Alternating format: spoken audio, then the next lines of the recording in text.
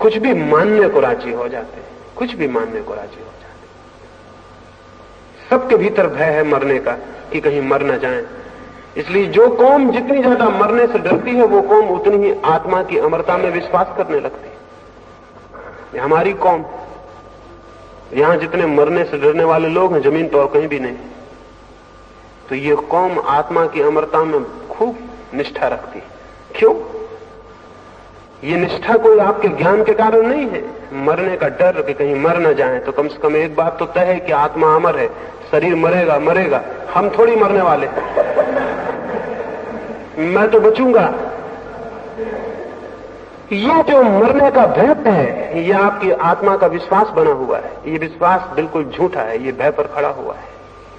इस विश्वास का कोई भी मूल्य नहीं। ये विश्वास धार्मिक नहीं है। ये केवल भयभीत रुग्ण चित्त की आस्था है, सुरक्षा है, सिक्योरिटी घबराहट में पकड़ ली गई। तो शिक्षा भय को अलग करे, साहस के लिए तैयार करे।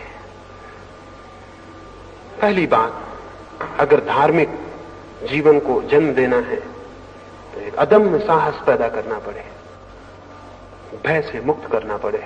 अभी सारा धर्म भयभीत है, भय से ग्रसित है। सारी हमारी नैतिकता भय पर खड़ी है। चौरस्ते पे पुलिस वाला खड़ा हुआ है और सबसे बड़ा पुलिस वाला हमने परमात्मा खड़ा कर रखा है ऊपर। इधर पुलिस वाला डरवाए हुए है कि चोरी मत करना, उधर परमात्मा डरवाए हुए कि चोरी मत करना। पुलिस वाले में और परमात्मा में हमने एक आंतरिक संबंध बना रखा है। ये डरवाता है कि इधर सजा करवा देंगे और अगर इससे बच गए तो उस बड़े पुलिस वाले से बच ही नहीं सकते, वो नरक भेज देगा, वो वहां आग में डालेगा और ये करेगा। और इस भय पर जो नीति खड़ी होती, जो धर्म खड़ा होता है, वो थोथा होता है, झूठा होता है। उसकी प्राणों में कोई गति नहीं होती, उस प्राणों में कोई बल नहीं होता। तो स्मरण रखना, धर्म का पहला सूत्र है अभय। इसलिए भय के कारण किसी सिद्धांत को कभी अंगीकार मत करना, कभी स्वीकार मत करना। अच्छा है अज्ञान में मर जाना, लेकिन झूठे ज्ञान में जीना बहुत बुरा है। क्योंकि जो आदमी झूठे ज्ञान को स्वीकार कर लेता है, उसका अज्ञान ढक जाता है। अज्ञान मिटता नहीं, अज्ञान ढक जाता है। और जब अज्ञान ढक जाता है तो ज्ञान की खोज की प्रेरणा नष्ट हो जाती है, फिर कोई प्रेरणा नहीं रह जाती। अगर मेरे पैर में फोड़ा है और मैं उसको ढांक लूं तो मुझे दिखाई न पड़े, आपको दिखाई न पड़े, इससे फोड़ा समाप्त नहीं होता। बल्कि न दिखाई पड़ने से फोड़ा फिर अबाध गति करता है, निश्चिंत होकर गति करता है, फैलता है शरीर में। हमें पता नहीं है कि ईश्वर है, लेकिन हम माने बैठे हैं कि ईश्वर है। तो वो जो अज्ञान है उसको हमने छिपा लिया। छिपा हुआ अज्ञान खतरनाक है, वो बढ़ता जाएगा, फैलता जाएगा। और ये झूठा ज्ञान किसी काम का नहीं, किसी काम का नहीं। अज्ञान को स्वीकार करना अपने, और झूठे ज्ञान को कभी स्वीकार मत करना। तो जो मनुष्य अपने अज्ञान को जानता है, अज्ञान उसे चैन नहीं लेने देता है, उसे धक्के देता है कि मिटाओ इसे, तोड़ो इसे, आगे बढ़ो और अपने अंधकार को तोड़ो। हम यहां बैठे हैं, हमें पता चल जाए कि मकान में आग लग गई, तो फिर किसी को समझाना पड़ेगा कि बाहर निकलो, उपदेश देने पड़ेंगे, भाषण करने पड़ेंगे समझाने के लिए कि बाहर निकलिए, मकान में आग लगी है। नहीं, फिर ना यहां उपदेशक पाया जाएगा, ना सुनने वाले पाए जाएंगे, यहां कोई भी नहीं। उन दोनों की मुलाकात बाहर होगी, यहां नहीं होगी।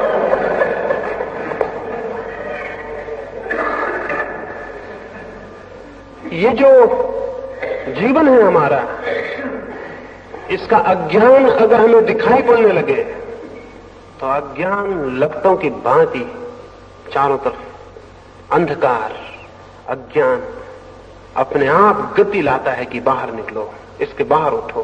कोई अज्ञान से सहमत होने को राजी नहीं है। झूठे ज्ञान ने लोगों को सहमत करने के लिए राजी बना दिया। दुनिया में कोई अज्ञान को सहने के लिए राजी नहीं है, लेकिन झूठे किताबी ज्ञान ने, उपदेशों ने लोगों को राजी बना दिया, अज्ञान को सहमत होने के लिए तैयार कर दिया। हम अपने अज्ञान से सहमत हो जाते हैं। हमारे अज्ञान को रोकने में उन लोगों ने सहायता पहुंचाई है जिन्होंने हमें ज्ञान सिखा दिया है। ज्ञान तो सिखाया भी नहीं जा सकता, अज्ञान तोड़ा जा सकता है, ज्ञान सिखाया नहीं जा सकता। और अज्ञान टूट जाए तो जो क्रांति घटित होती है वो ज्ञान है। अज्ञान मिट जाए तो जो शेष रह जाता है वो ज्ञान है। तो तुम ज्ञान इकट्ठा करने की कोशिश मत करना धर्म के जगत में, विज्ञान के जगत में करना, क्योंकि विज्ञान सिर्फ इंफॉर्मेशन है, विज्ञान कोई ज्ञान नहीं, सिर्फ सूचना है। इसलिए तुम सूचनाएं इकट्ठी करना विज्ञान के जगत में। विज्ञान हमेशा बाहर से सीखा जाएगा क्योंकि वो सूचना है, ज्ञान नहीं है। धर्म कभी बाहर से नहीं सीखा जा सकता, वो सूचना नहीं है, वो ज्ञान है। तो बाहर से जो भी सिखाया गया उसे छोड़ देना। तो शिक्षालय ये कर सकते हैं कि बाहर से सिखाए गए धर्म से छुटकारा दिलवाएं, साहस पैदा करें, हिम्मत दें, अभय बनाएं और युवकों को कहें कि तुम खोजना और उनके अज्ञान का दर्शन कराएं कि तुम अज्ञान में हो। खोजने के क्या सूत्र हो सकते हैं, मार्ग हो सकते हैं, वो उन्हें बताएं। खोजने का पहला सूत्र है अशांत चित्त कभी कुछ खोज नहीं सकता। अशांत चित्त कैसे खोजेगा? अशांत चित्त तो अपनी अशांति में इस भांति आबद्ध हो जाता है कि खोज असंभव हो जाती है। खोज के लिए चाहिए शांत चित्त, खोज के लिए मौन चित्त, खोज के लिए चाहिए एक गहरी शांति। तो चित्त कैसे शांत हो उसकी दिशा, चित्त कैसे मौन हो उसकी दिशा, चित्त कैसे निर्विचार हो उसकी दिशा, इसकी भूमिका शिक्षा में जुटाई जानी चाहिए। अभी तो हम जो कर रहे हैं वो उल्टा कर रहे हैं। अभी तो हम मौन होना बिल्कुल भी नहीं सिखाते। अभी तो हम विचार से भरते हैं और जितना जो व्यक्ति विचार से भर जाता है समझते उतना ज्यादा शिक्षित हो गया। इसलिए आपको पता है जिन मुल्कों में शिक्षा बढ़ती जाती है उन मुल्कों में पागलों की संख्या भी बढ़ती जाती है।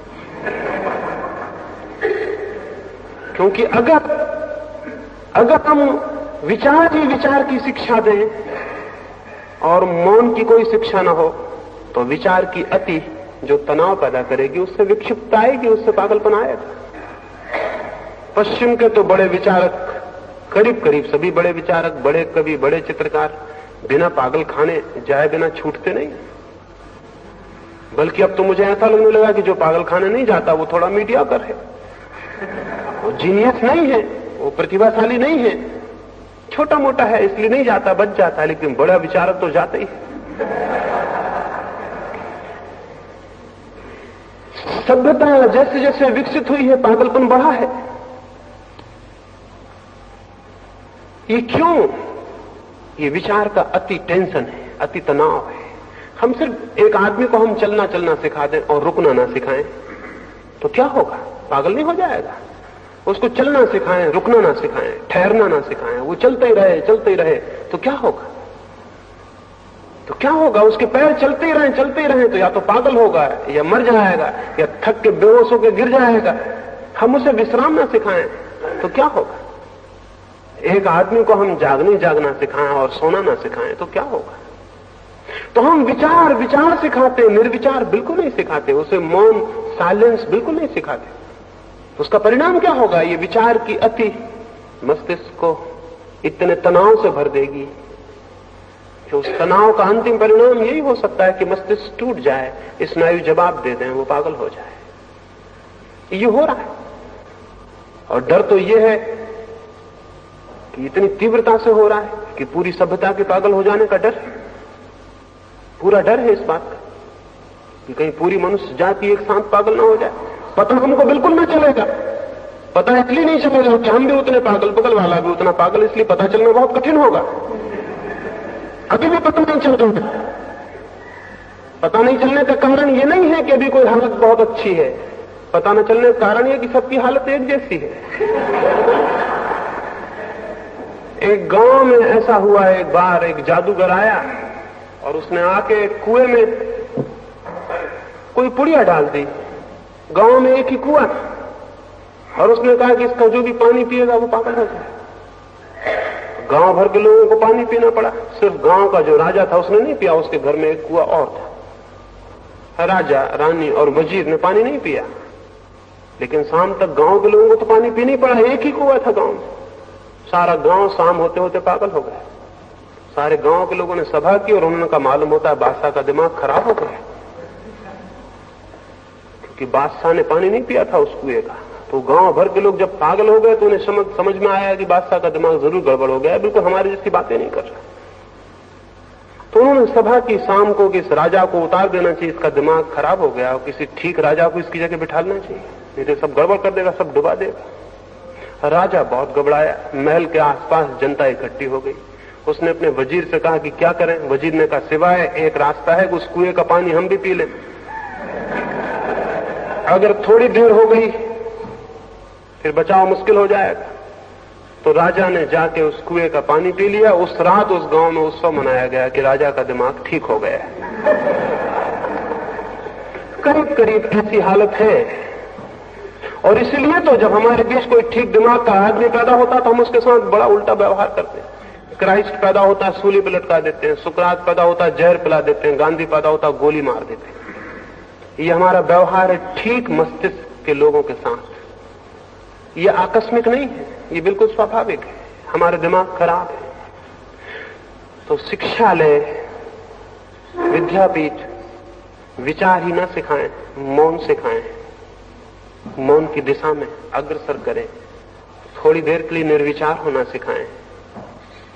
मस्तिष्क का श्रम ही नहीं, मस्तिष्क का विश्राम भी। और बड़े मजे की बात है कि जीवन का जो भी गहरा अनुभव है वो जब मस्तिष्क विश्राम करता है तब उत्पन्न होता है, क्योंकि तब उस शांति में, उस मौन में ही वो जाना जाता है जो हमें घेरे हुए है, जो हमारे भीतर है और हमारे बाहर है। जीवन में जो भी शुभ है, सुंदर है और सत्य है, वो मौन में, एकांत में और शांति में ही जाना गया है। तो उस दिशा में हम गति दें। उस दिशा में जो गति मिलेगी, साहस और निर्भयता और खोज की अदम्य इच्छा, जिज्ञासा, संदेह, अगर ये सारी बातें हम युवकों को दे सकें तो धर्म की दिशा में उनकी आंखें उठनी शुरू हो जाएंगी। वैसी स्थिति में ही धर्म और शिक्षा का संबंध हो सकता है। मैं समझता हूं मेरी इन बातों को थोड़ा समझने का प्रयास करेंगे, क्योंकि मैं ये तो नहीं कह सकता कि मेरी बातें मान ले, क्योंकि अगर मैं ये कहूं तो मैं फिर पुराना धार्मिक हो गया।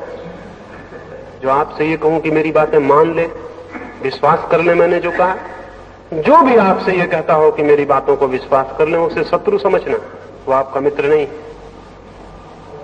जो भी आपसे कहता हो मेरी बातों को मान लेना, वो खतरनाक है। तो मैं आपसे निवेदन करूंगा कि मैंने जो कहा इस पर विचार करना,